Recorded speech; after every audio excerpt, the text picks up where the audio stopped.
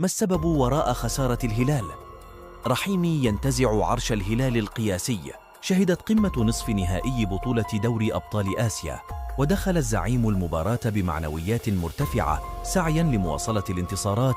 بعد الفوز بالسوبر السعودي، وصل الهلال ل 42 مباراة بدون هزيمة على التوالي، وهو الرقم القياسي الأكثر في تاريخ كرة القدم.